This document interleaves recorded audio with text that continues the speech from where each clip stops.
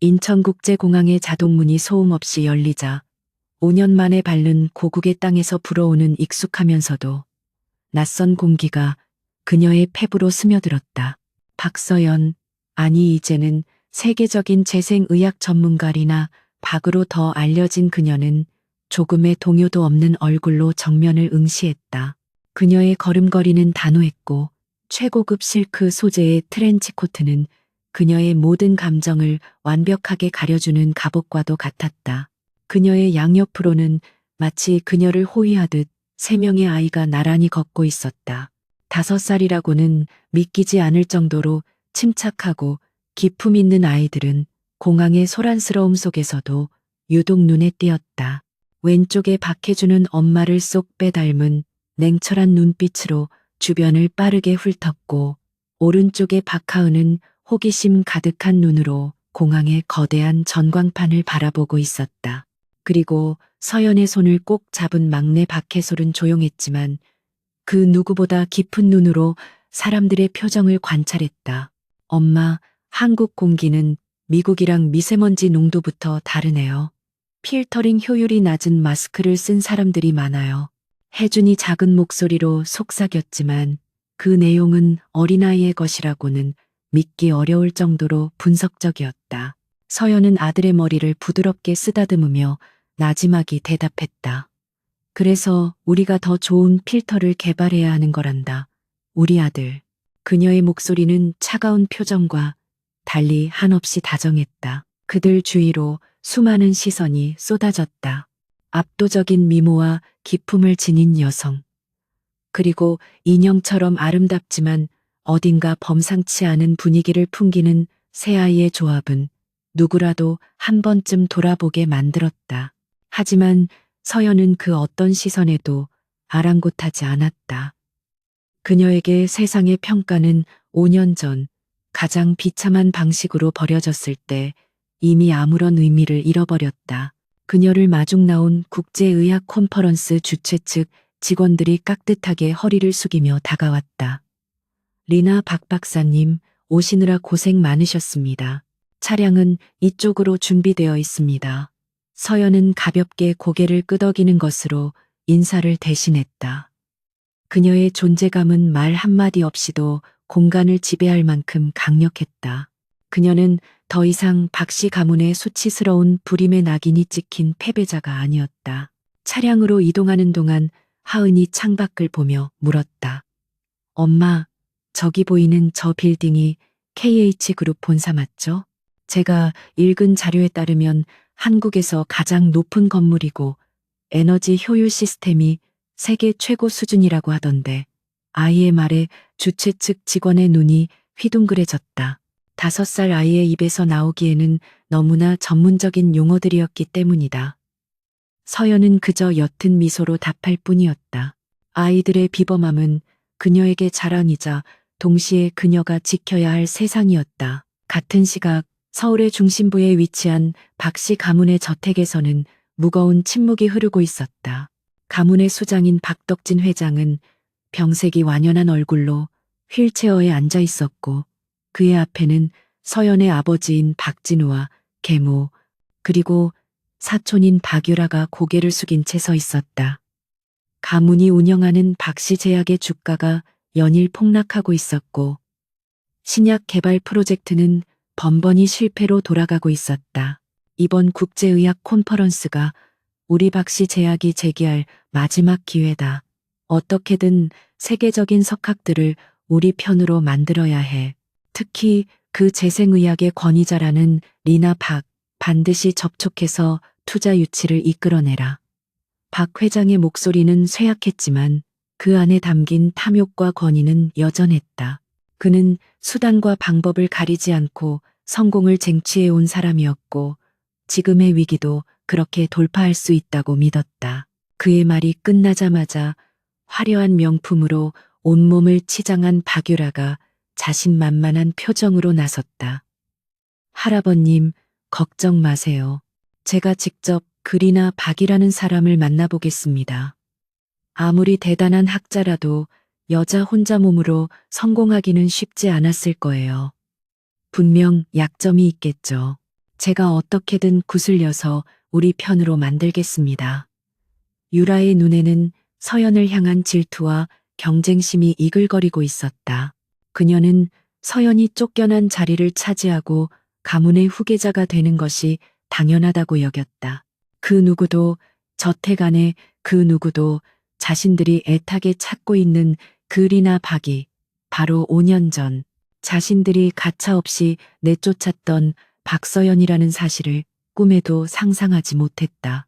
그들은 자신들이 저지른 죄의 대가가 어떤 모습으로 돌아올지 전혀 예측하지 못한 채 또 다른 탐욕스러운 계획을 세우고 있었다. 서연의 귀국은 단순한 학회 참석이 아니었다. 그것은 거대한 폭풍의 서막이었고 거짓과 위선으로 쌓아 올린 성을 무너뜨릴 거대한 파도의 시작이었다.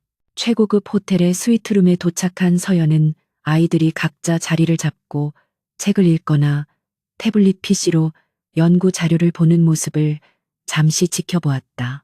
이 아이들이야말로 그녀가 지난 5년간 지옥 같은 시간을 견뎌낼 수 있었던 유일한 이유였다.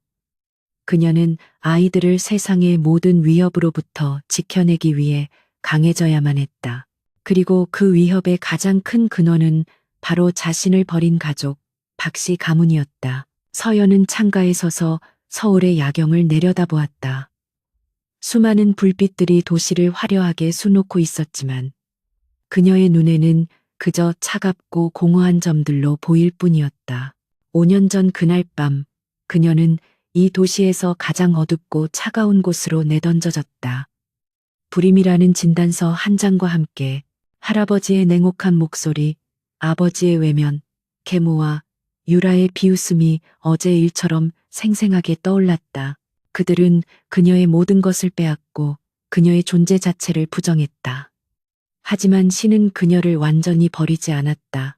절망의 끝에서 그녀는 기적처럼 새 아이를 얻었고 그 아이들은 그녀에게 살아갈 이유와 복수할 힘을 주었다. 그녀는 복수를 위해 돌아온 것이 아니었다. 그녀는 증명하기 위해 돌아왔다.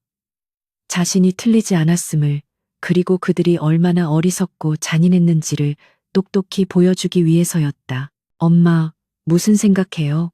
표정이 안 좋아요. 어느새 다가온 해솔이 그녀의 옷자락을 잡아당기며 물었다.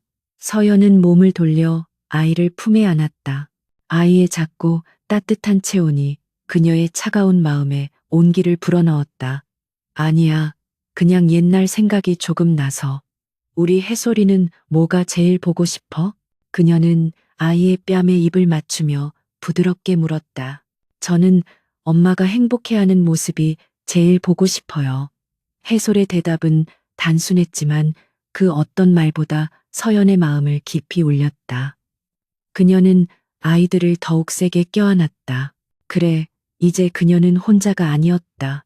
그녀에게는 세상에서 가장 소중한 보물들이 있었다. 이 아이들을 위해서라면 그 어떤 적과도 맞서 싸울 수 있었다. 박씨 가문이든 세상의 편견이든 그 무엇도 그녀와 그녀의 아이들을 막을 수 없을 것이다. 다음 날 컨퍼런스가 열리는 컨벤션 센터는 전 세계에서 모여든 의학계 인사들로 북적였다. 서연은 리나 박으로서 기조연설을 하기 위해 무대 뒤에서 준비하고 있었다. 그녀의 연구는 재생의학 분야의 혁명을 일으킬 만한 획기적인 것이었고 오늘 그 일부가 처음으로 대중에게 공개될 예정이었다. 수많은 카메라와 기자들 그리고 경쟁 제약사들의 시선이 모두 그녀에게 집중되어 있었다. 그녀가 무대에 오르자 장내에는 잠시 정적이 흘렀다. 그녀의 젊음과 아름다움 그리고 그와는 대조되는 깊고 지적인 눈빛이 청중을 압도했다. 그녀는 떨리는 기색 하나 없이 차분하고 논리적인 목소리로 자신의 연구에 대해 발표하기 시작했다.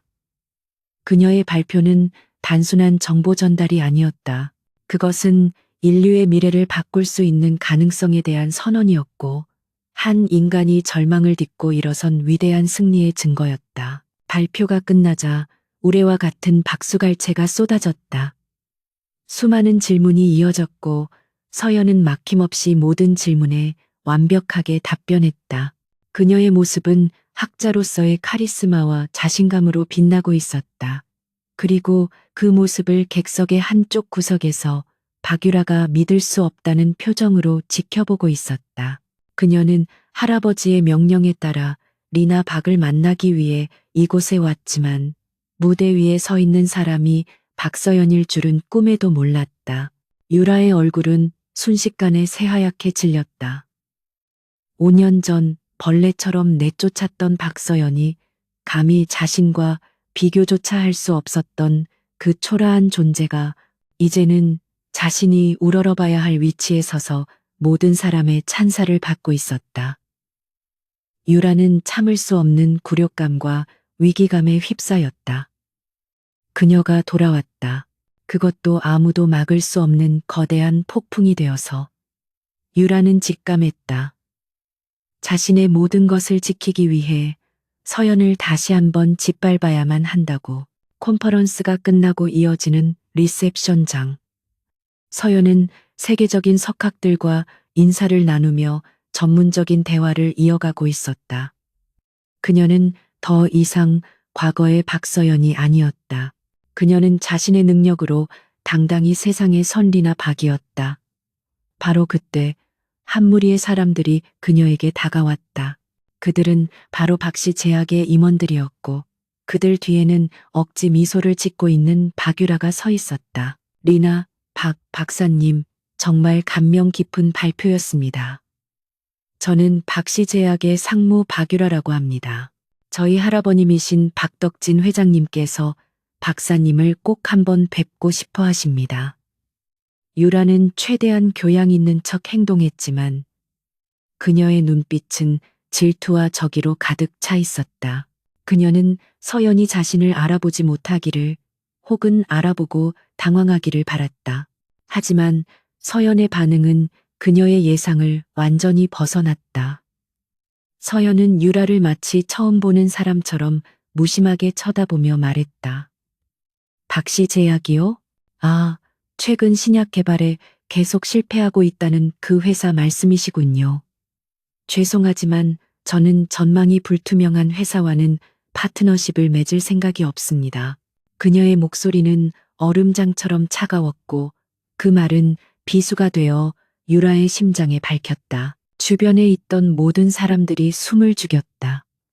한국 굴지의 제약회사인 박씨 제약의 후계자를 면전에서 모욕한 것이다. 유라의 얼굴은 분노로 붉게 달아올랐다. 지금 뭐라고? 그녀가 소리치려는 순간 서연은 그녀를 무시하고 다른 사람과 대화를 시작했다. 완벽한 무시였다. 유라는 수많은 사람들 앞에서 웃음거리가 되었다. 이것이 서연의 선전포고였다. 더 이상 당하고만 있지 않겠다는, 이제부터는 자신이 칼자루를 쥐겠다는 차가운 경고였다. 서막은 올랐고 이제 본격적인 전쟁이 시작될 차례였다. 콘퍼런스의 성공적인 마무리를 축하하고 VVIP들을 위한 비공개 자선 행사가 열린 곳은 서울의 야경이 한눈에 내려다 보이는 최고급 호텔의 스카이라운지였다. 은은한 샹들리에 불빛 아래 대한민국의 네로라 하는 재벌 총수들과 정치인, 유명 인사들이 모여 가식적인 미소를 나누고 있었다.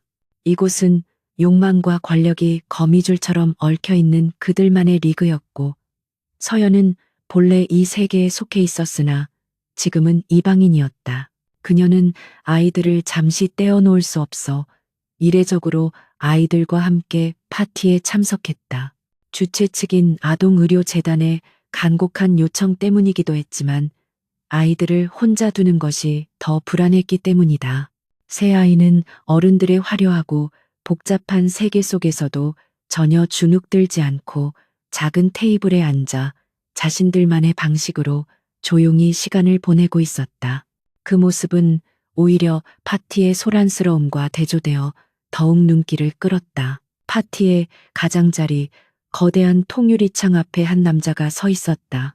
대한민국에서 그의 이름을 모르는 사람은 없었다.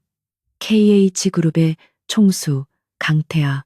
그는 지루하다는 듯 샴페인 잔을 흔들며 자신에게 접근하려는 무수한 사람들을 차가운 아우라로 막아서고 있었다. 그의 잘생긴 얼굴에는 어떤 감정도 드러나지 않았지만 그가 가진 절대적인 권력의 무게는 주변 공기마저 무겁게 짓누르는 듯했다. 박유라 또한 그 자리에 있었다. 그녀는 콘퍼런스에서의 굴욕을 만회하고 자신의 가치를 증명하기 위해 오늘 밤 강태하에게 어떻게든 인상을 남기는 것을 목표로 삼았다. 그녀는 최고의 디자이너가 만든 드레스를 입고 보석으로 치장한 채 호시탐탐 강태하에게 접근할 기회를 엿보고 있었다. 그러다 저편의 아이들과 함께 앉아있는 서연을 발견하고는 증오심에 입술을 깨물었다. 저 여자가 왜 여기에까지? 사건은 아주 사소한 일에서 시작되었다. 한 거물 정치인의 버릇없는 손자가 해솔이 가지고 놀던 작은 미술 도구를 빼앗으려 했다. 해솔이 겁을 먹고 뒤로 물러서자 그 아이는 의기양양하게 웃으며 해솔을 밀치려 했다. 그 순간 옆에 앉아있던 혜준이 자리에서 일어나 해솔의 앞을 막아섰다. 작은 체구였지만 그 눈빛만큼은 어른보다 더 단단하고 날카로웠다. 내 동생에게서 손떼, 사유재산을 허락 없이 탐하는 건 절도이고 폭력을 사용하려는 건 폭행미수야. 두 가지 모두 범죄에 해당돼.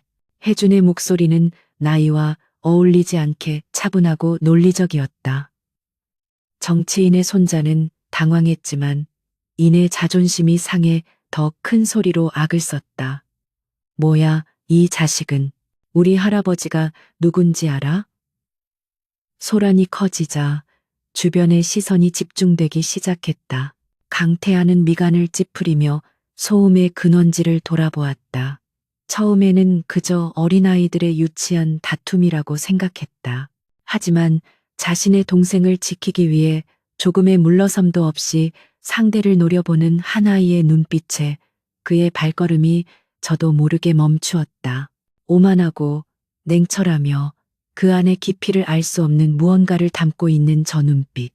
이상할 정도로 익숙한 느낌에 강태하는 혼란스러웠다. 상황은 아이들의 싸움을 넘어 어른들의 문제로 번질 뻔했다. 정치인이 자신의 손자를 감싸고 돌며 목소리를 높이려던 찰나 강태하가 그들 사이로 나섰다. 그의 등장만으로도 주변의 공기가 얼어붙었다. 그는 아무 말 없이 혜준을 내려다보았다. 네가 한 말이 맞다. 하지만 세상은 늘 법대로만 움직이지는 않지. 힘이 법을 이기는 경우도 많다. 그럴 땐 어떻게 할 거지? 그는 아이를 시험하듯 물었다. 모두의 예상을 깨고 혜준은 조금도 당황하지 않고 대답했다. 힘이 법 위에 군림하는 사회는 결국 무너집니다. 역사가 증명하죠. 그리고 일시적으로 힘이 이기는 것처럼 보여도 더 큰 힘으로 그 힘을 제압하면 됩니다. 논리와 자본, 그리고 여론이라는 힘으로요. 아이의 대답에 강태하는 순간 할 말을 잃었다. 이것은 5살 아이가 할 수 있는 말이 아니었다. 그는 이 작은 아이에게서 자신의 모습을 보았다. 바로 그때 소란을 듣고 달려온 서연이 아이들 앞을 막아섰다. 무슨 일이죠? 그녀는 아이들을 자신의 등 뒤로 보호하며 날카로운 눈으로 주변을 훑었다. 그리고 그녀의 시선이 강태하와 마주쳤다. 그 순간 시간은 멈췄다. 서연의 심장이 바닥으로 떨어지는 듯했다. 5년 전 그날 밤 폭우가 쏟아지던 호텔방, 약에 취해 흐릿했던 기억 속에서 유일하게 선명했던 바로 그 눈빛이었다. 강태하 역시 마찬가지였다. 그는 눈앞의 여성을 보는 순간 머릿속에서 희미한 파편들이 맞춰지는 것을 느꼈다. 콘퍼런스 무대 위에서 당당하게 빛나던 리나 박, 그리고 지금 자신의 아이를 지키기 위해 맹수처럼 경계심을 드러내는 이 여자. 두 이미지가 겹쳐지면서 지난 5년간 그를 괴롭혔던 기억의 안개가 조금 걷히는 듯했다. 비에 젖은 채 자신을 올려다보던 여자, 애처롭지만 강인했던 그 실루엣, 이 극적인 대치 상황을 지켜보던 박유라는 지금이 기회라고 생각했다. 그녀는 교양 있는 척 앞으로 나서며 두 사람 사이에 끼어들었다. 어머, 강 회장님, 제 사촌 언니가 아이들 때문에 소란을 피웠나 보네요. 죄송합니다. 이 언니가 원래 좀 사정이 복잡해서요. 아비 없는 아이들을 혼자 키우다 보니 그녀는 서연을 깎아내림으로써 강태아의 환심을 사려 했다. 하지만 강태아의 반응은 싸늘했다. 그는 박유라에게는 눈길조차 주지 않고 서연에게서 시선을 떼지 않은 채 말했다. 사정이 복잡한 건 당신인 것 같은데 나는 지금 이 용감한 신사와 대화 중이었소. 그의 목소리는 낮고 차가웠고 그 말은 박유라의 뺨을 때리는 것보다 더한 모욕감을 주었다. 그는 다시 혜준에게 시선을 돌리며 물었다. 이름이 뭐지? 박혜준입니다. 혜준이 또렷하게 대답했다. 그 이름과 아이의 얼굴과 그리고 서연의 얼굴을 번갈아 보던 강태아의 머릿속에서 모든 조각들이 맹렬한 속도로 움직이기 시작했다. 5년 전, 박씨 가문에서 쫓겨난 여자, 그리고 지금 자신의 앞에 있는 3명의 5살 아이들. 설마 하는 의심이 거대한 파도처럼 그의 이성을 덮쳤다. 서연은 더 이상 이곳에 머물러서는 안 된다는 것을 직감했다. 강태아의 눈빛은 모든 것을 꿰뚫어 볼 것처럼 집요했다. 그녀는 형식적인 인사를 건네며 몸을 돌렸다. 소란을 피워 죄송합니다. 저희는 이만 가보겠습니다. 그녀는 아이들의 손을 잡고 서둘러 파티장을 빠져나가려 했다. 그녀의 뒷모습을 보며 강태아는 나지막이 읊조렸다. 리나 박 박사님, 서연의 발걸음이 순간 멈칫했지만 그녀는 돌아보지 않고 그대로 걸음을 옮겼다. 그녀가 사라진 후에도 강태아는 한동안 그 자리에 서서 텅 빈 공간을 응시했다. 심장이 거칠게 뛰고 있었다. 분노인지 기대인지 혹은 혼란인지 알 수 없는 감정이 뒤섞여 소용돌이쳤다. 그는 곧장 자신의 비서를 호출했다. 김 비서, 지금 당장 리나 박이라는 여자에 대해 알아봐. 5년 전부터 지금까지의 모든 행적, 그리고 저 새아이에 대한 모든 것을 머리카락 한 올이라도 좋으니 유전자 검사를 할 수 있는 샘플을 확보해. 내가 직접 확인할 게 있어. 그의 목소리는 강철처럼 차갑고 단호했다. 의심의 씨앗은 이미 뿌려졌다. 이제 그것이 진실이라는 거대한 나무로 자라나는 것은 시간 문제였다. 한때 스쳐 지나간 인연이라고 생각했던 하룻밤이 그의 인생 전체를 뒤흔들 운명의 시작이었을지도 모른다는 예감이 그의 온몸을 전율케 했다. 자선 파티 다음 날 아침 박씨 가문의 저택은 전날보다 더욱 무겁고 냉랭한 공기로 가득 찼다. 박유라는 밤새 분노와 질투로 잠을 설친 듯 퀭한 얼굴로 할아버지 박덕진 회장과 자신의 어머니 앞에 서 있었다. 그녀는 교묘하게 사실을 왜곡하며 전날 밤의 일을 보고했다. 박서연이 얼마나 오만하게 자신을 무시했는지, 그리고 어떻게 강태아 회장에게 의도적으로 접근했는지를 과장하여 늘어놓았다. 할아버님, 박서연, 그 아이는 완전히 다른 사람이 되었어요. 5년 전의 순진한 모습은 온데간데 없고 도끼만 가득 차서 돌아왔어요. 분명 박씨 가문의 앙심을 품고 복수하려는 게 틀림없어요. 강태아 회장에게 접근한 것도 우리 박씨 제약을 공경에 빠뜨리려는 수작일 거예요. 유라의 목소리에는 위기감과 함께 서연에 대한 지독한 경멸이 묻어 있었다. 유라의 어머니이자 서연의 계모인지 여사는 딸의 말에 조용히 동조하며 불을 지폈다. 회장님, 유라 말이 맞습니다. 그 아이가 갑자기 애셋을 데리고 나타난 것부터가 의심스럽지 않습니까? 불임이라고 쫓겨난 아이가 어떻게 필시 다른 속셈이 있는 겁니다. 가문의 명예에 흠집이 가기 전에 조치를 취해야 합니다. 그녀의 눈빛은 뱀처럼 차갑고 계산적이었다. 박덕진 회장은 휠체어에 앉아 눈을 감은 채 듣고만 있었다. 그의 머릿속은 복잡했다.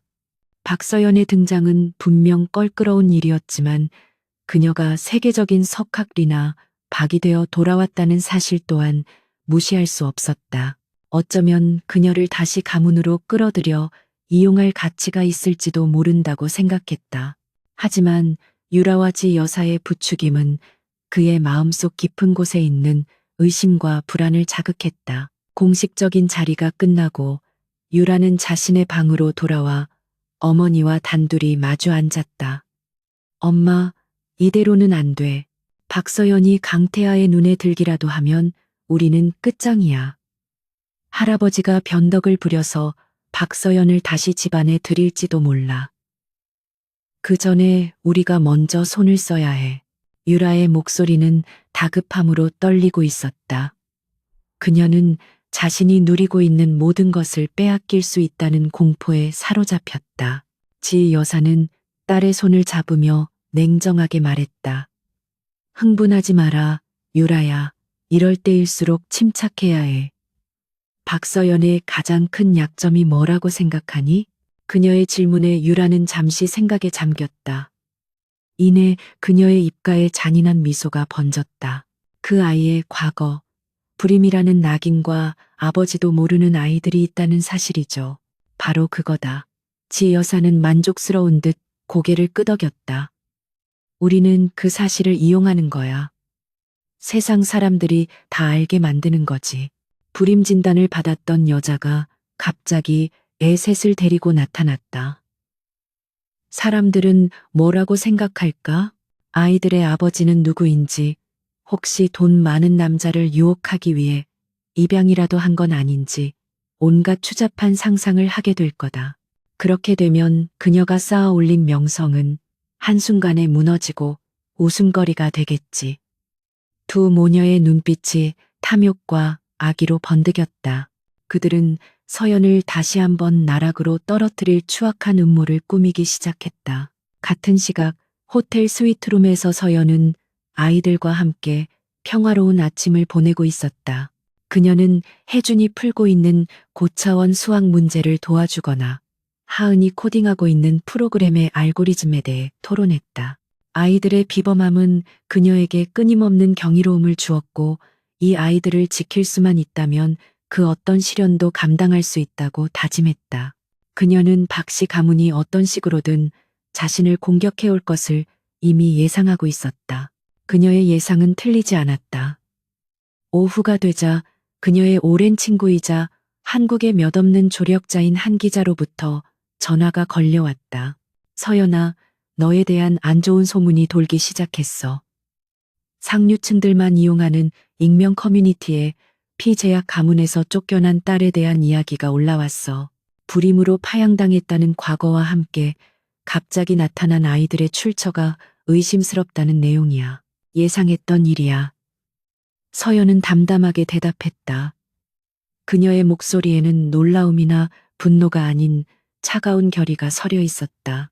그들이 쓸 수 있는 카드가 그것뿐일 테니. 하지만 고마워. 알려줘서.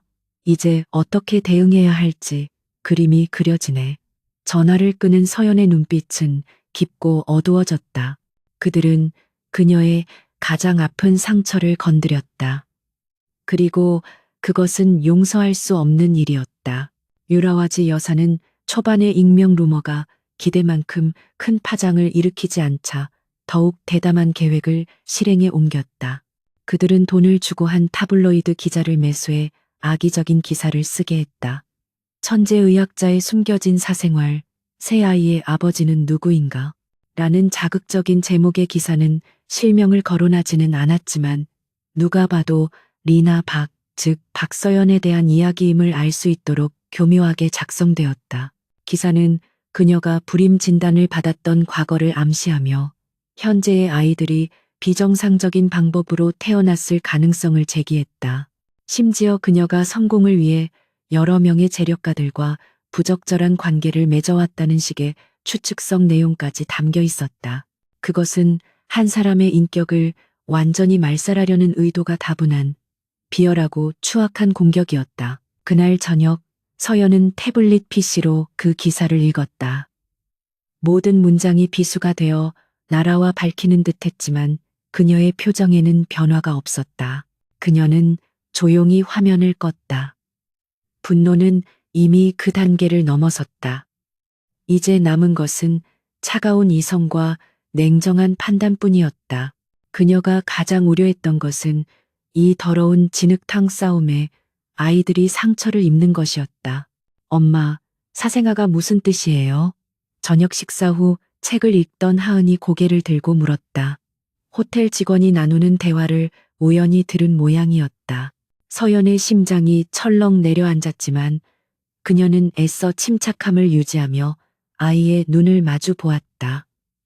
하은아, 그건 아주 나쁜 말이야. 다른 사람을 상처 주기 위해 만들어진 의미 없는 단어란다. 너희는 엄마 아빠의 사랑으로 태어난 세상에서 가장 소중한 보물이야. 그것만 기억하면 돼.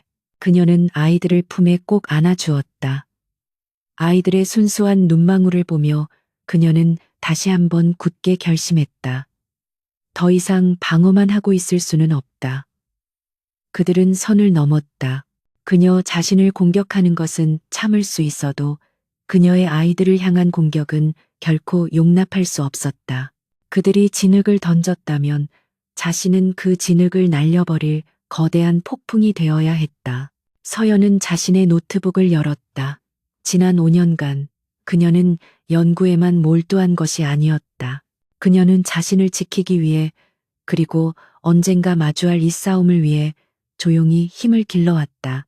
그녀는 익명의 이메일 계정으로 들어가 오랫동안 준비해온 파일들을 검토하기 시작했다. 박씨 제약의 비자금 내역, 임상시험 데이터 조작 의혹, 그리고 박유라의 문란한 사생활에 대한 증거들이었다.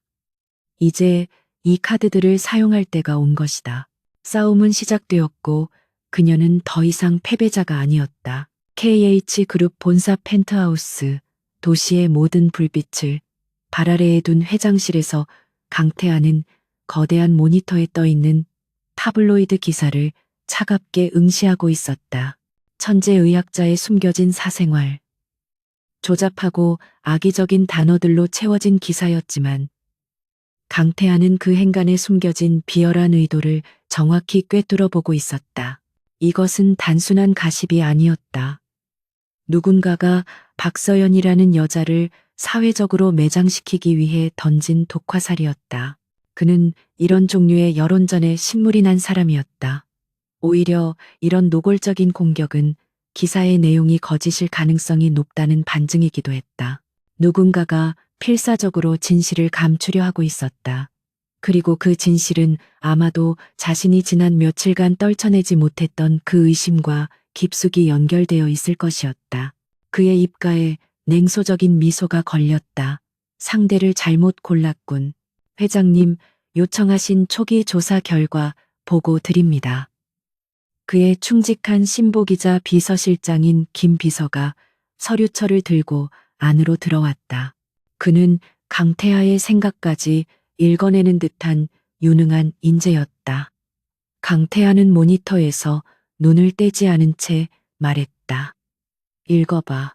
그의 목소리에는 어떤 감정도 실려있지 않았지만 김 비서는 그 이면에 거대한 폭풍이 몰아치고 있음을 느낄 수 있었다. 김 비서는 침착하게 보고를 시작했다. 리나 박, 본명 박서연. 박씨 제약 박진우 사장의 장녀가 맞습니다. 5년 전 공식적인 불임 진단을 받고 가문에서 파양 조치된 것으로 확인됩니다. 당시 진단서는 국내 최고 명성을 자랑하던 한국병원 산부인과에서 발급되었습니다. 김 비서는 잠시 말을 멈추고 강태하의 반응을 살폈다. 계속해 강태하의 짧은 명령에 김 비서는 다음 장을 넘겼다. 특이사항입니다. 박서연 씨가 가문에서 쫓겨난 시점은 정확히 5년 전 6월 14일. 이는 회장님께서 신라호텔에서 비공개 미팅을 가지셨던 날짜와 일치합니다. 당시 경쟁사였던 태영 바이오 측의 사주를 받은 인물에 의해 약물에 중독되셨던 바로 그날 밤입니다. 강태하의 눈빛이 얼음처럼 차가워졌다. 5년 전 그날 밤, 약에 취해 흐릿한 정신 속에서 자신을 부축해주던 한 여인이 있었다. 그녀의 가녀린 어깨와 절박했던 눈빛, 그리고 폭풍우 같았던 하룻밤. 다음 날 아침, 그녀는 흔적도 없이 사라졌고, 그 이후로 강태하는 그 여인을 찾기 위해 수없이 노력했지만 실패했다. 그 기억의 파편이 박서연이라는 이름과 겹쳐지는 순간 그의 모든 신경이 곤두섰다. 그 진단서를 발급한 의사를 찾아내. 그리고 5년 전 그날 밤 호텔의 모든 기록을 다시 검토해. 보안 카메라 영상, 출입 기록, 모든 걸, 그림자까지 찾아낸다는 생각으로 샅샅이 뒤져. 그의 명령은 단호했다. 김 비서는 이미 그럴 줄 알았다는 듯 고개를 숙였다. 이미 진행 중입니다, 회장님. 하지만 가장 확실한 방법은 역시 알아. 강태하가 그의 말을 끊었다. 샘플을 확보해 누구도 눈치채지 못하게 최대한 신속하고 조용하게. 아이들에게는 어떤 피해도 가서는 안 된다. 만약 아이들이 조금이라도 놀라거나 상처받는 일이 생긴다면 자네라도 무사하지 못할 거야. 그의 목소리는 경고의 의미를 담아 서늘하게 울렸다. 이것은 그의 인생에서 가장 중요한 확인 작업이었다. 그때부터 강태하는 마치 사냥감을 노리는 맹수처럼 진실을 향한 추적에 모든 것을 쏟아부었다. 김 비서의 팀은 유령처럼 움직였다. 그들은 호텔의 보안 시스템을 장악하고 서연과 아이들의 동선을 완벽하게 파악했다. 그리고 마침내 기회가 왔다.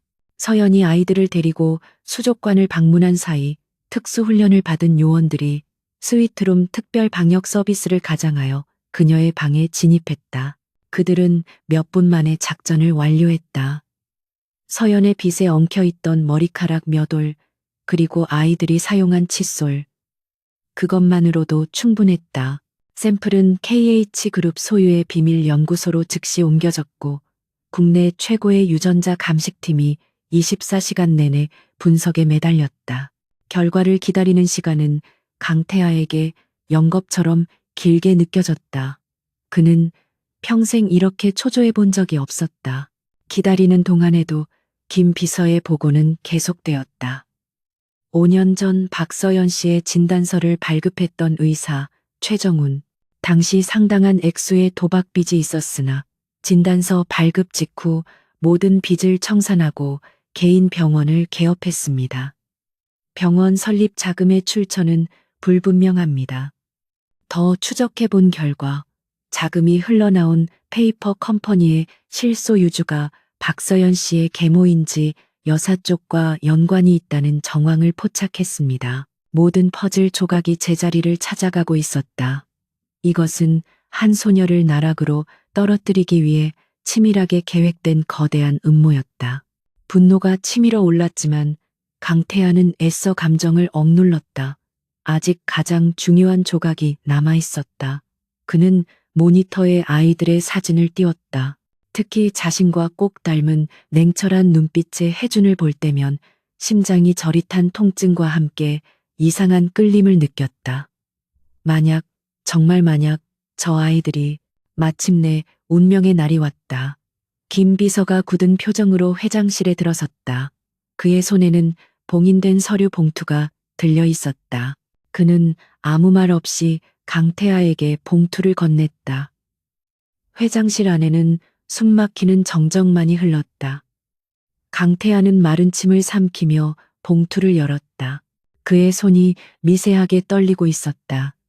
그는 단 한 번도 누구 앞에서 약한 모습을 보인 적이 없었지만 지금 이 순간만큼은 예외였다. 서류의 맨 윗줄에는 굵은 글씨로 결과가 적혀 있었다. 유전자 검사 결과 부건 확률 99.999%. 그 문장을 보는 순간 강태하의 세상은 멈추었다. 그리고 이내 거대한 폭풍이 그의 내면을 휩쓸었다. 의심은 확신이 되었고 퍼즐은 완성되었다. 충격, 분노, 그리고 알 수 없는 희열과 함께 어깨를 짓누르는 엄청난 책임감. 그 아이들은 자신의 아이들이었다. 강태하는 눈을 감았다. 5년 전 약에 취해 무력했던 자신, 그리고 그 자신을 지키려다 모든 것을 잃고 쫓겨나야 했던 한 여자. 그녀가 혼자서 얼마나 끔찍한 시간을 보냈을지 상상조차 하기 어려웠다. 그리고 그 시간 동안 그녀는 자신들의 아이들을 지켜내고 이토록 훌륭하게 키워냈다.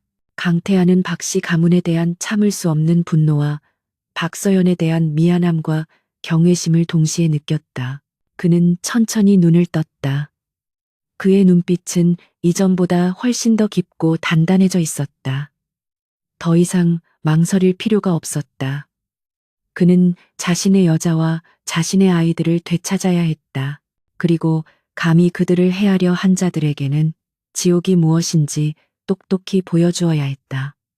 강태하는 인터폰을 눌러 김 비서를 불렀다. 그의 목소리는 강철처럼 차갑고 결연했다. 차를 준비해, 내가 직접 가야겠어. 사냥은 끝났다. 이제 심판의 시간이었다. 서울의 교통 흐름을 유유히 가르는 검은색 세단 안에서 강태하는 굳게 닫힌 입술로 창밖의 풍경을 응시했다. 그의 머릿속은 단 하나의 숫자로 가득 차 있었다. 99.999%. 그것은 단순한 확률이 아니었다. 그의 인생을 송두리째 바꿔놓을 진실의 무게였고, 지난 5년간의 공백을 채워야 할 책임의 크기였다.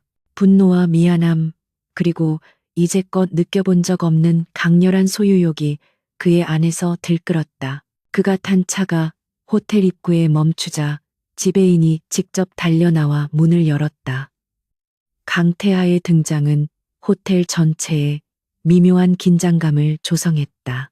그는 지배인의 과도한 친절을 가벼운 목례로 막아선 뒤 곧장 박서연이 머무는 펜트하우스로 향했다. 그의 경호원들은 엘리베이터 홀의 양쪽을 막아섰고 그 누구의 접근도 허용하지 않았다. 그는 손님이 아니었다. 자신의 것을 되찾으러 온 주인이었다. 딩동. 초인종 소리에 서연은 룸서비스이거나 호텔 직원일 것이라 생각하며 무심코 문을 열었다. 그리고 문 앞에 서 있는 강태하의 모습을 확인한 순간 그녀는 온몸이 얼어붙는 것을 느꼈다. 심장이 경고 신호를 보내왔다. 그녀는 본능적으로 몸으로 문틈을 막아서며 아이들을 보호하려 했다. 무슨 일로 오셨습니까? 강태하 회장님. 그녀의 목소리는 최대한 감정을 배제하여 차갑고 건조했다. 그녀의 등 뒤로 방 안의 긴장감을 감지한 아이들이 모습을 드러냈다. 세 쌍의 영민한 눈동자가 경계심을 품은 채 강태하를 쏘아보고 있었다. 강태하는 억지로 안으로 들어가려 하지 않았다. 대신 그는 서연의 어깨 너머로 보이는 새 아이에게 시선을 고정했다. 한 명의 얼굴을 가슴에 새기듯 천천히 바라본 후 그는 예상보다 훨씬 차분하고 진중한 목소리로 말했다. 그는 손에 들고 있던 서류 봉투를 들어보였다. 유전자 검사 결과 보고서였다. 질문하러 온 게 아니오. 확인하러 왔소. 그리고 사과하러. 그의 나지막한 목소리는 그 어떤 위협보다 더 날카롭게 서연의 심장을 파고들었다. 그 봉투 안에 무엇이 들어있는지 그녀는 이미 알고 있었다. 지난 5년간 굳건히 쌓아 올렸던 방어벽에 균열이 가기 시작했다. 서연이 망설이며 길을 터주자 그는 조용히 스위트룸 안으로 들어섰다. 숨막히는 침묵이 흘렀다. 서연은 아이들에게 잠시 방에 들어가 있으라고 말했지만 아이들은 분명 문에 귀를 기울이고 있을 터였다.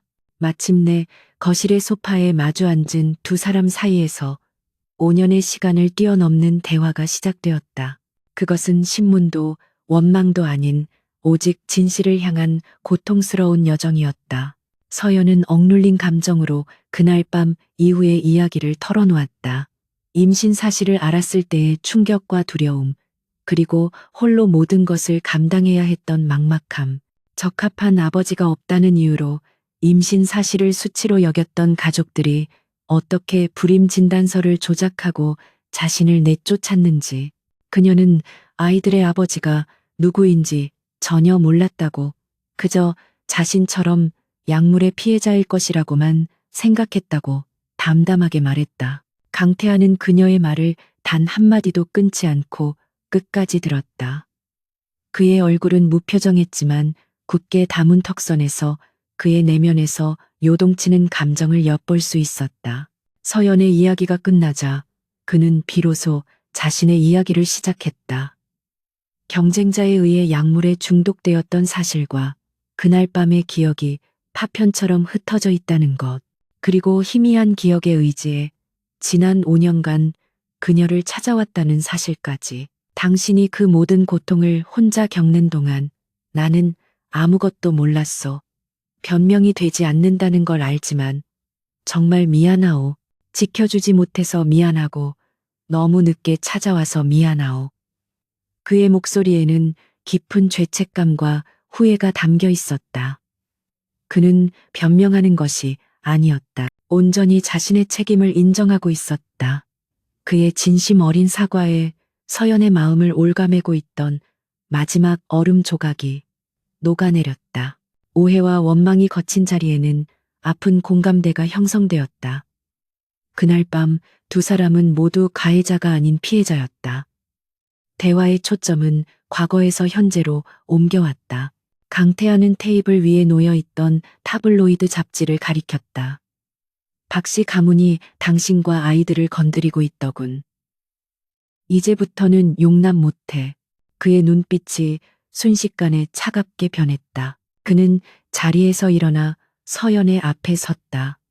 그리고 그녀의 눈을 똑바로 바라보며 그의 인생을 건선언을 했다. 박서연 씨, 그리고 혜준, 하은, 해솔.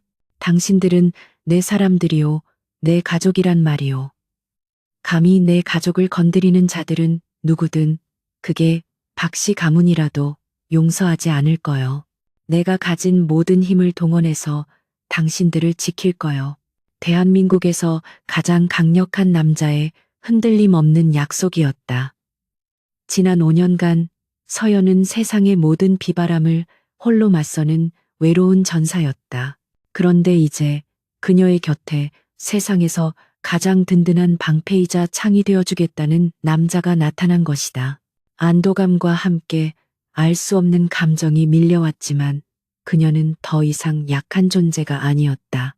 그녀는 그의 보호를 받는 연약한 여인이 아닌 함께 싸울 동맹이 되기로 결심했다. 더 이상 저 혼자만의 싸움이 아니게 되었군요. 좋아요. 그들의 위선적인 성을 함께 무너뜨리죠. 그녀는 그의 손을 거절하는 대신 그의 제안을 파트너로서 받아들였다. 두 사람의 눈빛이 허공에서 마주쳤다.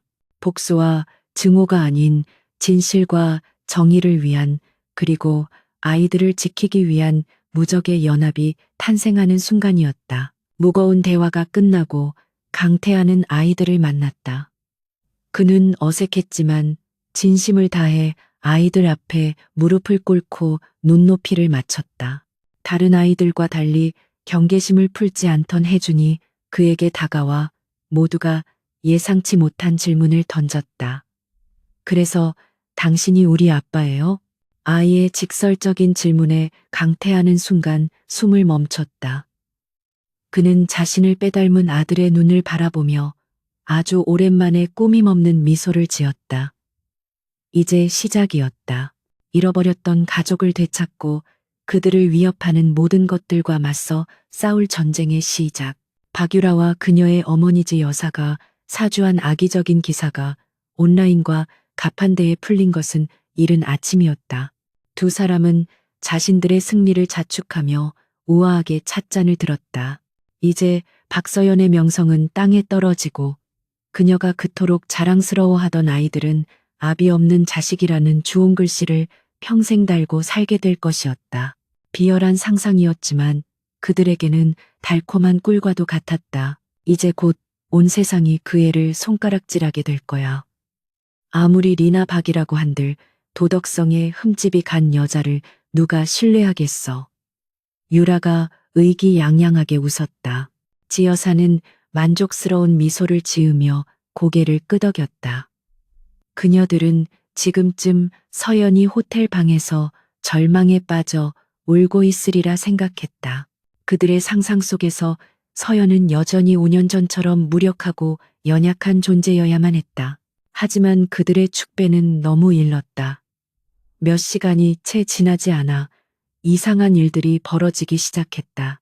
해당 기사를 대서특필했던 타블로이드지의 웹사이트가 갑자기 서버 점검을 이유로 다운되었다.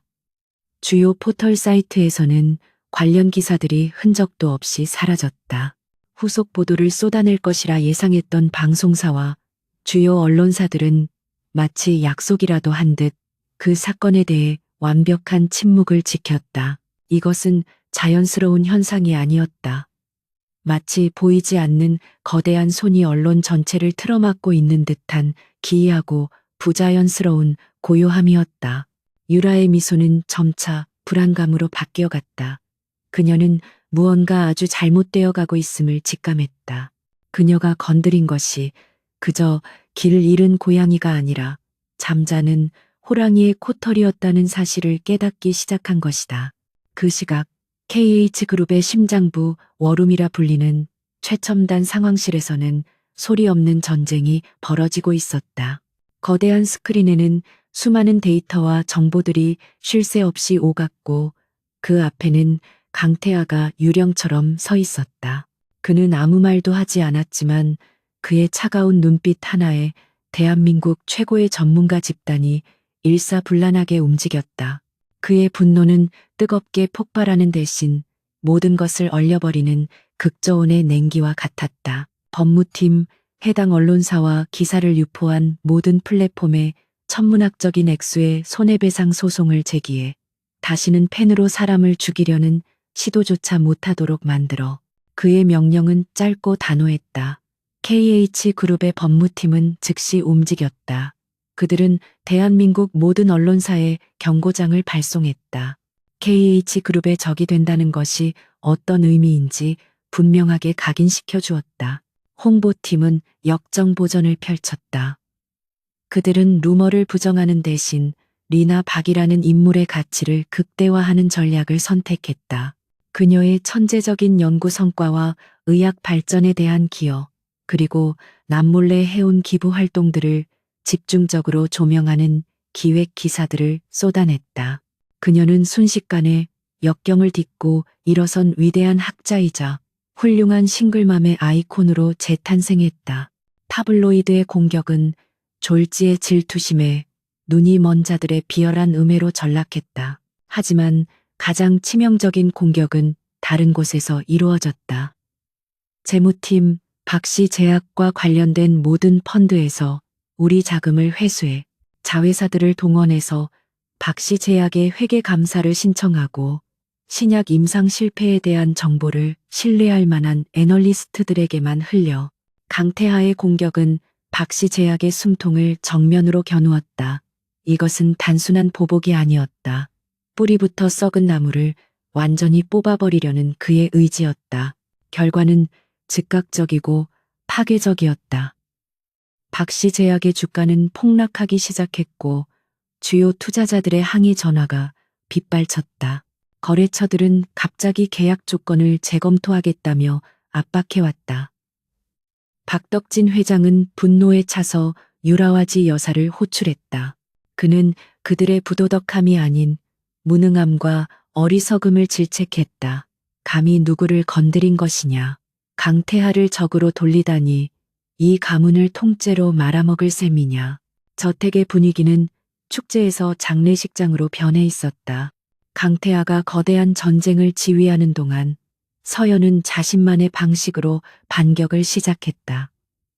그녀는 더 이상 구출을 기다리는 공주가 아니었다. 그녀는 직접 칼을 든 전사였다. 그녀는 세계적인 의학자로서의 자신의 권위와 강태하가 제공한 법률 지원을 이용해 5년 전 자신의 진료 기록을 공식적으로 요청했다. 병원 측은 처음에는 거부하려 했지만 KH그룹 법무팀의 이름이 찍힌 공문을 받자마자 꼬리를 내렸다. 이제 호텔 스위트룸은 그녀의 작전실이 되었다. 그녀는 컴퓨터 화면에 띄워진 자신의 진료 기록을 매서운 눈으로 분석했다. 일반인은 절대 알 수 없는, 그러나 전문가인 그녀의 눈에는 너무나 명백한 허점들이 보였다. 호르몬 수치는 조작되어 있었고, 검사 절차는 구시대적이었으며, 결정적인 데이터들은 고의적으로 누락되어 있었다. 이것은 단순한 오진이 아니었다. 서투르고 조잡하게 만들어진 사기극의 증거였다. 그녀는 진단서에 가장 마지막에 서명한 의사의 이름을 찾아냈다. 최정훈. 모든 음모의 시작점이자 가장 약한 골이었다. 그녀는 즉시 강태하에게 연락했다. 찾았어요. 5년 전 나에게 사형 선고를 내렸던 그 남자를. 그녀의 목소리는 침착했지만 그 안에는 복수의 차가운 불꽃이 타오르고 있었다. 이제 모든 준비는 끝났다. 강태하가 그들의 돈줄을 끊고 그녀는 그들의 추악한 비밀을 파헤칠 것이다. 박유라는 미친 듯이 타블로이드 편집장에게 전화를 걸었지만 그의 전화기는 꺼져 있었다. 그들은 이미 잠적한 후였다. 불안해진 그녀는 5년 전 매수했던 의사 최정훈에게 전화를 걸었다. 하지만 그 역시 전화를 받지 않았다. 차가운 공포가 그녀의 등골을 타고 흘렀다. 그녀는 깨달았다. 자신들이 저지른 짓이 어떤 결과를 초래했는지를. 이제 그들은 덫에 갇힌 쥐, 신세였다. 첫 번째 반격은 완벽하게 성공했고 이것은 단지 시작에 불과했다. 최정훈 원장은 서울 외곽의 한적한 동네에서 작은 개인 병원을 운영하고 있었다. 5년 전 대한민국 최고의 대학병원에서 촉망받는 의사였던 그는 이제 하루하루 찾아오는 감기 환자들을 상대하며 근근히 살아가고 있었다. 지난 5년간 그는 단 하루도 마음 편히 잠들지 못했다.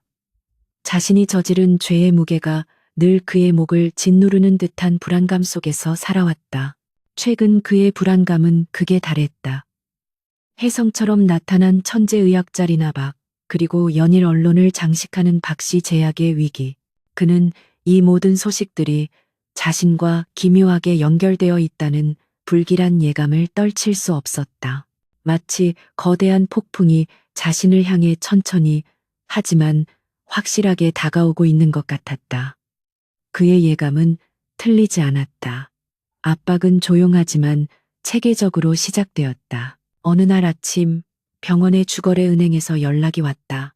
대출금 만기가 한참 남았음에도 불구하고 재무 건전성 악화라는 이해할 수 없는 이유를 대며 당장 대출금을 상환하라는 통보였다. 그가 병원을 개업할 때 받았던 막대한 자금이었다. 그것은 박씨 가문이 건네준 더러운 돈으로 시작된 그의 발목에 채워진 족쇄였다. 강태하에 보이지 않는 손이 그의 돈줄을 가장 먼저 끊어버린 것이다. 엎친 데 덮친 격으로 건강보험 심사평가원에서 불씨의 특별 감사를 나왔다. 누군가의 익명 제보가 있었다며 병원의 모든 진료 기록과 보험 청구 내역을 샅샅이 뒤지기 시작했다. 의사 커뮤니티에는 그의 실력을 의심하는 악성 댓글들이 올라오기 시작했다. 그의 인생이 송두리째 흔들리고 있었다. 5년 전 악마에게 영혼을 판 대가를 치를 시간이 다가오고 있었다. 그의 혼란이 극에 달했을 때 한 남자가 병원을 찾아왔다. 값비싼 정장을 입은 그는 KH그룹의 비서실장 김 비서였다. 그는 위협적인 행동은커녕 매우 정중하고 예의 바른 태도를 보였지만 그의 눈빛은 최정훈의 영혼까지 꿰뚫어 보는 듯했다. 그는 소파에 앉아 다리를 꼰 채 마치 날씨 이야기를 하듯 입을 열었다. 최정훈 원장님, 저희 회장님께서 5년 전 박서연이라는 환자의 진료 기록에 아주 큰 관심을 갖고 계십니다. 김 비서는 서류를 뒤지는 척하며 말했다. 때로는 진실이 사람을 자유롭게 하기도 하죠. 그리고 때로는 진실만이 유일한 구명줄이 되기도 합니다. 원장님, 그는 자신의 명함을 테이블 위에 올려놓고 조용히 병원을 나갔다. 그가 남긴 말은 최정훈의 마음에 희망과 공포를 동시에 심어 놓았다. 그리고 마침내 운명의 날이 왔다. 박서연이 직접 그의 병원 문을 열고 들어섰다. 그녀는 더 이상 5년 전에 상처 입은 어린 소녀가 아니었다. 세계적인 석학의 권위와 자신감을 온몸에 두른 채 그녀는 그의 앞에 섰다. 그녀는 자신을 리나박이라고 소개했다. 최정훈의 얼굴은 새하얗게 질렸다. 올 것이 오고야 말았다는 절망감이 그의 온몸을 덮쳤다. 서연은 과거를 언급하며 그를 비난하지 않았다.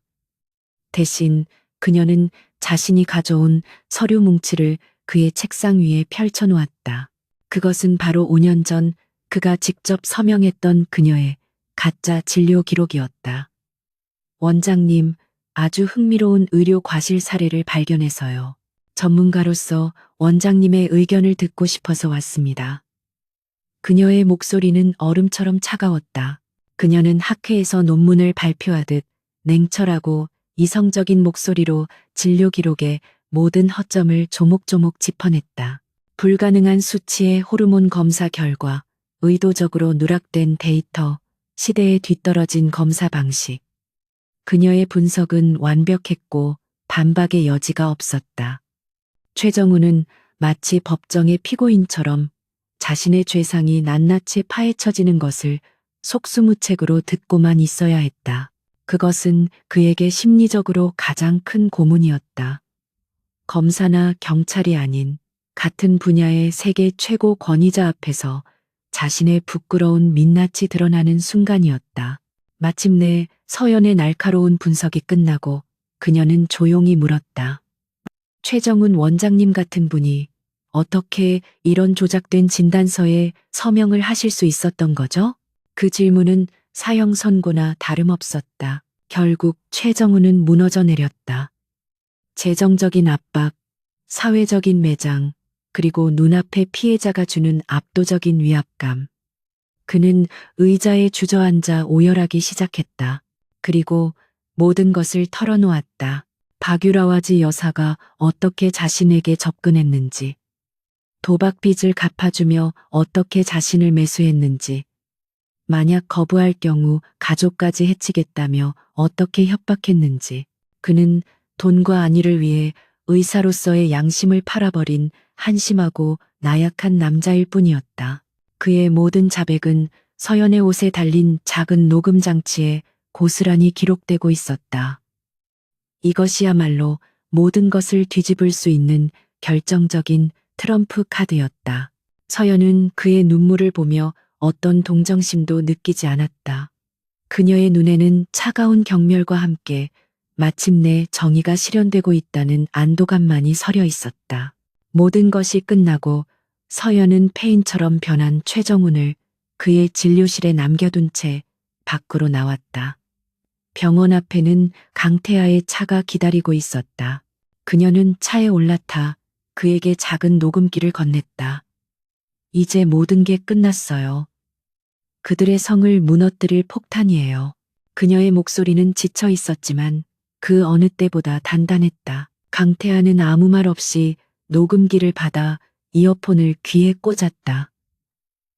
최정훈의 비겁한 자백과 그 안에 담긴 박씨 가문의 추악한 음모가 그의 귓가에 흘러들어왔다. 그의 표정은 점점 더 어둡고 차가워졌다.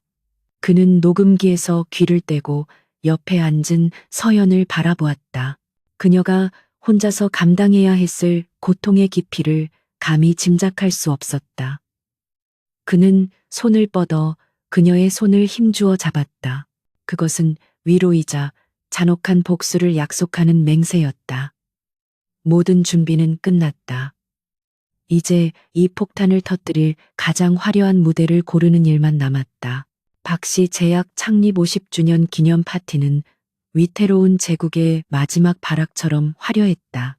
서울 최고급 호텔의 그랜드 볼룸은 금빛과 흰색으로 장식되었고 수백 명의 재계, 정계, 의료계 인사들이 모여 겉으로는 축하의 미소를 나누고 있었다. 하지만 공기 중에는 미묘한 긴장감이 흘렀다. 연일 계속되는 주가 폭락과 좋지 않은 소문들로 인해 박씨 가문이 과연 이 위기를 넘길 수 있을지 모두가 의심의 눈초리로 지켜보고 있었다. 무대의 중앙, 금장으로 장식된 거대한 의자에 앉아 있는 박덕진 회장은 위험을 잃지 않으려 했었지만 병색이 완연한 그의 모습은 마치 허물어지기 직전의 옥좌에 앉은 늙은 왕처럼 보였다. 이날의 주인공은 단연 박유라였다. 그녀는 눈부신 다이아몬드 목걸이와 새빨간 드레스로 치장한 채 자신만만한 미소로 손님들을 맞았다. 그녀는 이 파티를 통해 자신이 박씨 제약의 건재한 후계자임을 만천하에 공표할 생각이었다. 행사가 절정에 달하고 사회자가 박유라 상무를 무대 위로 초청하려는 바로 그 순간이었다. 굳게 닫혀있던 연회장의 거대한 문이 활짝 열렸다. 모든 사람의 시선이 문으로 쏠렸고 장내에는 순간 정적이 흘렀다. 그곳에는 지독할 정도의 위압감을 온몸으로 뿜어내는 강태하 회장이 서 있었다. 그리고 그의 팔짱을 낀 채 세상에서 가장 우아하고 침착한 표정으로 서 있는 박서연이 있었다. 그것만으로도 충격적인 등장이었지만 사람들을 더욱 경악시킨 것은 두 사람의 손을 잡고 있는 세 명의 아이들이었다. 흠잡을 데 없이 완벽한 정장을 차려입은 아이들은 수많은 어른들의 시선 앞에서도 조금의 위축됨도 없이 마치 작은 왕자들과 공주처럼 당당했다. 강태하와 박서연 그리고 세 아이의 등장은 그 자체로 하나의 완벽한 그림이자 박씨 가문을 향한 선전포고였다. 연회장은 순식간에 술렁이기 시작했다. 수많은 카메라 플래시가 터졌고 사람들은 믿을 수 없다는 듯이 속삭였다. 무대 위에 있던 박씨 가문 사람들의 얼굴은 그대로 굳어버렸다. 특히 박유라와지 여사는 마치 유령이라도 본 것처럼 새파랗게 질려 있었다. 강태하와 서연은 그 모든 시선을 오롯이 받으며 마치 모세의 기적처럼 갈라지는 인파 속을 유유히 걸어 무대 앞으로 다가섰다. 당황한 사회자가 횡설수설하며 박유라를 소개하자 그녀는 독이 오른 채 무대 위로 올라섰다. 이대로 물러설 수는 없었다. 그녀는 이 자리의 주인공이 자신이라는 것을 증명해야만 했다. 그녀는 준비한 연설문을 펼쳐들고 위선으로 가득 찬 목소리로 박씨 제약의 윤리 경영과 가족적 가치에 대해 떠들기 시작했다. 심지어 외부의 음해 세력을 언급하며 서연을 간접적으로 비난하는 대담함까지 보였다.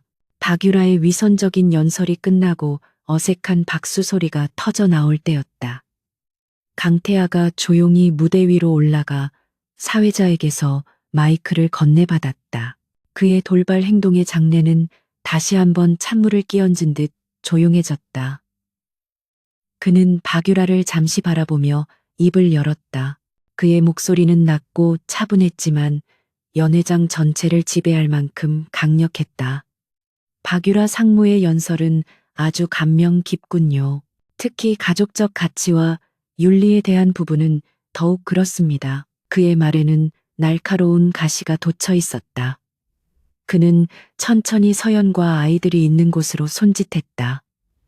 오늘 이 자리에 여러분께 제 가족을 정식으로 소개하고 싶습니다. 그의 말에 모든 사람의 숨이 멎었다. 그는 아이들 한 명 한 명의 이름을 불렀다. 제 아들 박혜준, 제 딸 박하은, 그리고 막내딸 박혜솔입니다. 그리고 제 아이들의 어머니이자 제가 평생을 바쳐 사랑할 유일한 여인 박서연 박사입니다. 제 아이들, 제 가족이라는 단어는 천둥처럼 연회장을 울렸다. 박유라의 얼굴은 이제 하얗다 못해 투명해질 지경이었다. 하지만 강태하의 폭탄 선언은 이제 시작에 불과했다. 그가 손짓하자 박씨 제약의 50년 역사를 자랑하던 무대 뒤 거대한 스크린이 꺼졌다. 그리고 잠시 후 화면에 나타난 것은 초라한 진료실에서 눈물을 흘리며 모든 것을 자백하는 최정훈 원장의 모습이었다. 박유라 상무와 지 여사께서 저를 찾아왔습니다. 도박 빚을 전부 갚아주고 거액의 돈을 주면서 박서연 씨의 진료 기록을 조작하라고 했습니다. 최정훈의 비겁하고 절박한 목소리가 최고급 스피커를 통해 연회장 전체에 울려 퍼졌다. 5년 전 한 여인의 인생을 나락으로 떨어뜨렸던 추악한 음모의 모든 진실이 가장 화려한 파티의 한가운데서 낱낱이 공개되고 있었다. 연회장은 아수라장이 되었다. 손님들은 충격과 경악 속에서 휴대폰을 꺼내 이 역사적인 순간을 촬영하기 시작했고, 강태하가 비밀리에 초청한 기자들은 미친 듯이 플래시를 터뜨렸다. 거짓말이야. 저건 다 조작된 영상이야. 박유라가 악을 쓰며 소리쳤지만 그녀의 발악은 영상 속에서 계속되는 구체적인 증언들 앞에 힘을 잃었다. 지 여사는 충격에 빠져 그 자리에 주저앉아 버렸다. 무대 중앙에 앉아있던 박덕진 회장은 떨리는 손으로 가슴을 움켜쥐었다. 그의 눈에는 믿을 수 없다는 절망과 평생 쌓아온 모든 것이 무너져 내리는 허망함이 가득했다. 그의 자랑스러운 가문, 그의 완벽한 제국이 가장 영광스러워야 할 순간에 가장 치욕스러운 방식으로 처형당하고 있었다. 거짓의 성은 마침내 무너져 내렸다. 그들의 마지막 파티는 그들의 공개적인 장례식이 되었다. 서연은 그 모든 광경을 조용한 위엄을 지킨 채 바라보고 있었다. 복수의 환희가 아닌 마침내 되찾은 진실의 무게를 느끼면서 파티장에서 폭탄이 터진 그 순간 박씨 가문의 거짓된 제국은 산산조각 나기 시작했다. 영상 속 최정훈 원장의 자백이 끝나기도 전에 무대 중앙에 앉아있던 박덕진 회장이 피를 토하듯 거친 숨을 몰아쉬며 쓰러졌다. 한때 대한민국 재계를 호령하던 거인의 마지막은 너무나도 허무했다. 그의 눈은 충격과 분노, 그리고 배신감으로 가득 찬 채 자신을 차갑게 내려다보는 서연을 향해 있었다. 연 회장은 순식간에 비명과 카메라 플래시 소리로 가득 찬 아수라장이 되었다. 긴급 구조대원들이 들것을 들고 달려왔고, 한때 제왕처럼 군림하던 박덕진 회장은 수많은 사람들 앞에서 초라한 모습으로 실려나갔다. 그 모습은 대한민국 전역에 생중계되었다. 그것은 한 개인의 종말이 아니라 오만과 독선으로 쌓아 올린 한 시대의 끝을 알리는 상징적인 장면이었다. 다음 날 아침 주식시장이 열리자마자 재앙이 시작되었다. 박씨 제약의 주가는 개장과 동시에 수직으로 곤두박질쳤다. 매도 주문이 폭주하여 서킷 브레이커가 여러 차례 발동되었지만 추락을 막을 수는 없었다. 강태하는 자신의 집무실에서 차가운 표정으로 주가 그래프를 지켜보고 있었다. 이것은 감정적인 복수가 아니었다. 썩은 부분을 도려내는 지극히 논리적이고 필연적인 외과수술이었다. 언론은 밤새 축제를 벌였다. 박씨 제약 후계자 스캔들로 창립 50년 만에 최대 위기, KH그룹 강태하 회장, 숨겨진 가족 공개하며 박씨 가문과 전면전 선포. 하룻밤 사이에 박씨 가문은 존경받는 명문가에서 추악한 범죄 집단으로 전락했다. 국내외 파트너사들은 윤리적 문제와 신뢰 상실을 이유로 줄지어 계약 파기를 선언했다. 제국의 모든 기둥이 한꺼번에 무너져 내리고 있었다. 여론의 압박 속에서 검찰은 이례적으로 신속하게 움직였다. 강태하에 보이지 않는 영향력 또한 작용했을 터였다. 박씨 가문에 대한 대대적인 수사를 전담할 특별수사팀이 꾸려졌고, 가장 먼저 박유라와 지 여사에게 소환장이 발부되었다. 어제까지만 해도 화려한 드레스를 입고 파티를 즐기던 두 사람은 하룻밤 만에 카메라 플래시를 피해 고개를 숙인 채 검찰청 포토라인에 서는 초라한 범죄자 신세가 되었다. 반면 박서연은 세상의 모든 스포트라이트를 받았다. 하지만 그 빛은 더 이상 그녀를 공격하는 무기가 아니었다. KH그룹 홍보팀의 철저한 관리 아래 그녀는 불의에 맞서 진실을 되찾은 강인한 여성이자 천재 의학자의 상징이 되었다. 그녀는 가장 영향력 있는 시사 프로그램과의 단독 인터뷰에 응했다. 그녀는 눈물을 흘리며 동정을 구걸하는 대신 침착하고 논리적인 목소리로 지난 5년간의 고통과 진실을 담담하게 이야기했다. 그녀의 당당한 모습은 대중에게 더 큰 감동과 지지를 불러일으켰다. 그녀와 그녀의 아이들을 향한 응원의 메시지가 쏟아졌고, 그녀가 과거에 발표했던 논문들이 다시 주목받으며 그녀의 학문적 업적이 재평가되었다. 세상은 그녀를 버렸지만 그녀는 스스로의 힘으로 세상의 인정을 다시 쟁취해낸 것이다. 이 모든 혼란 속에서 가장 비참해진 것은 서연의 아버지 박진우였다. 그는 음모의 주동자는 아니었지만 비겁한 침묵으로 모든 것을 방관한 죄인이었다. 이제 그는 쓰러진 아버지를 대신해 무너져가는 회사를 책임져야 할 입장이 되었다. 주주들의 소송과 채권자들의 빚 독촉에 시달리던 그는 결국 마지막 지푸라기라도 잡는 심정으로 서연에게 연락했다. 서연은 그를 만났다.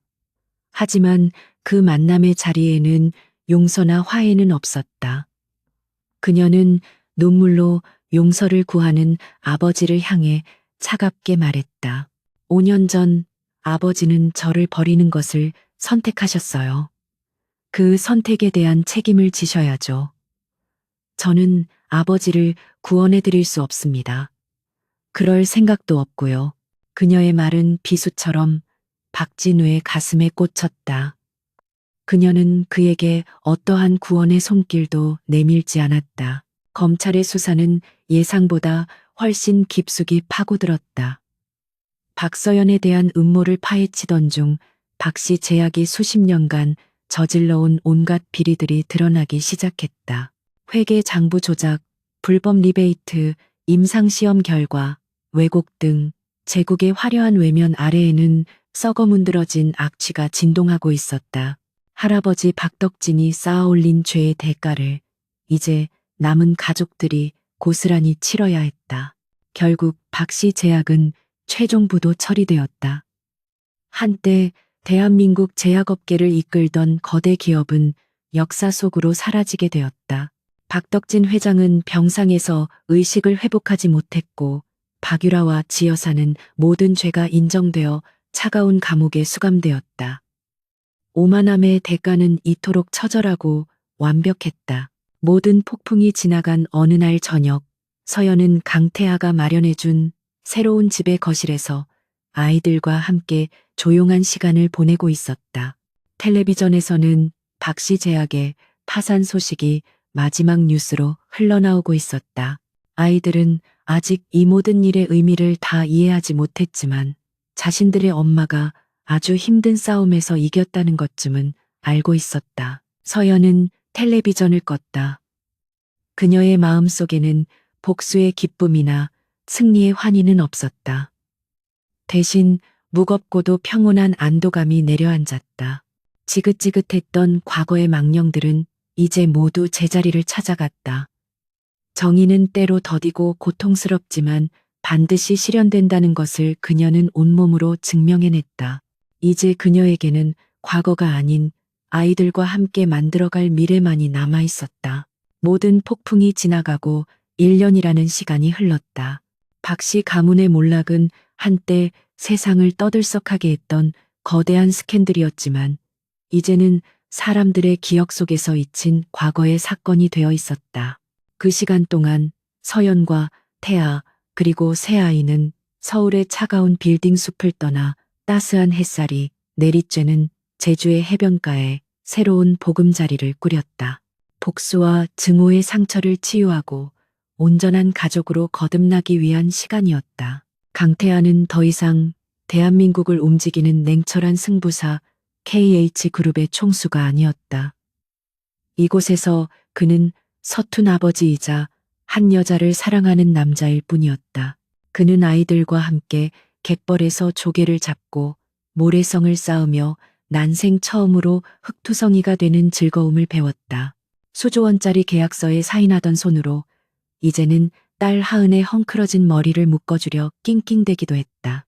어느 날 오후 혜준이 자신이 설계한 소형 드론의 코딩 오류를 해결해달라며 태아를 찾아왔다. 세계 최고의 경영인이자 공학도였던 그였지만 아들의 천재성이 담긴 복잡한 알고리즘 앞에서 그는 진땀을 흘려야 했다. 아빠, 이 부분은 양자 얽힘 원리를 응용해야 하는데 변수 설정이 잘못된 것 같아요. 아들의 지적에 그는 헛웃음을 터뜨리며 항복을 선언했다. 그는 이 작은 천재들을 통해 권력과 돈으로는 얻을 수 없는 겸손과 행복을 배우고 있었다. 서연 또한 더 이상 복수를 위해 나를 세우던 전사가 아니었다. 그녀는 과거의 상처를 완전히 지워낼 수는 없겠지만 더 이상 그 상처에 얽매여 살지 않았다. 그녀는 KH그룹의 전폭적인 지원을 받아 비영리 아동 희귀병 연구재단을 설립했다. 그녀의 연구는 이제 개인의 명예나 부를 위해서가 아닌 순수하게 생명을 살리는 일에 바쳐지고 있었다. 아이들의 웃음소리를 들으며 연구에 몰두하는 그녀의 얼굴에는 깊은 평온함이 깃들어 있었다. 두 사람의 관계도 전쟁 같은 시련을 거치면서 더욱 단단해졌다. 우연한 하룻밤으로 시작되어 아이들이라는 운명으로 묶이고 공동의 적과 싸우며 동맹이 되었던 그들은 이제야 비로소 서로를 온전한 남자와 여자로 바라보기 시작했다. 함께 아이들을 돌보고 미래를 이야기하며 그들의 사랑은 조용하지만 깊게 뿌리내리고 있었다. 어느덧 해가 저물어가는 저녁, 태아는 서연과 함께 해변을 산책했다. 아이들은 모래사장에서 그들만의 세상을 만들며 즐겁게 놀고 있었다. 붉은 노을이 두 사람의 얼굴을 부드럽게 감쌌다. 태아는 걸음을 멈추고 서연의 손을 잡았다. 그의 눈빛은 그 어느 때보다 진지했다. 서연 씨, 지난 5년간 나는 흐릿한 기억의 조각을 찾아 헤맸소. 하지만 이제는 당신과 함께 새로운 기억들을 만들어가고 싶소. 그는 주머니에서 작은 상자를 꺼내 열었다. 그 안에는 화려하지는 않지만 밤하늘의 별처럼 깊고 푸른 빛을 내는 사파이어 반지가 들어 있었다. 나와 그리고 우리 아이들과 진짜 가족이 되어 주겠소. 그의 청혼은 거창한 미사여구나 화려한 이벤트는 없었지만 그의 모든 진심이 담겨 있었다. 서연의 눈가에 조용히 눈물이 흘렀다. 그녀는 말없이 고개를 끄덕였고 태아는 그녀를 부드럽게 끌어안았다. 그 어떤 시련도 갈라놓을 수 없는 하나의 운명이 완성되는 순간이었다. 시간이 흘러 몇 가지 소식들이 간간히 들려왔다. 박유라의 항소는 기각되었고 그녀는 자신의 젊음을 차가운 감옥 안에서 보내게 되었다. 모든 것을 잃고 시골에서 조용히 살아가고 있다는 아버지 박진우의 생일날, 서연은 익명으로 작은 건강 보조식품을 보냈다. 그것은 용서가 아니었다. 모든 원망과 미움을 내려놓았다는 그녀 자신을 위한 마지막 작별 인사였다. 그리고 서연이 이끄는 연구재단에서는 마침내 희귀병으로 고통받는 아이들을 위한 획기적인 치료제를 개발해냈다는 뉴스가 보도되었다. 그녀는 자신의 능력으로 세상에 선한 영향력을 미치며 스스로의 가치를 완벽하게 증명해냈다. 이야기의 마지막 장면은 어느 화창한 주말 오후였다. 서연과 태아는 숲속의 작은 예배당에서 정식으로 부부가 되었다. 하객은 오직 3명의 아이들뿐이었다. 혜주는 듬직하게 아빠의 반지를, 하은과 해솔은 엄마의 드레스 자락을 잡고 있었다. 5명의 가족은 서로를 마주보며 세상에서 가장 행복한 미소를 지었다. 진정한 가치는 핏줄이나 부에 있는 것이 아니라 진실과 용기, 그리고 서로를 향한 사랑에 있음을 그들은 온몸으로 증명하고 있었다. 예식이 끝나고 5 가족은 푸른 초원 위를 함께 걸었다. 해솔이 물었다. 엄마, 아빠, 이제 우리 어디로 가요? 태아가 아이를 번쩍 안아들며 대답했다. 그의 목소리는 더없이 따뜻하고 행복에 차 있었다. 집으로 가야지, 우리들의 진짜 집으로. 그들에게 집은 더 이상 특정 장소가 아니었다. 5사람이 함께 있는 그곳이 바로 그들의 영원한 집이었다. 저 멀리 수평선 너머로 새로운 가족의 눈부신 아침이 밝아오고 있었다.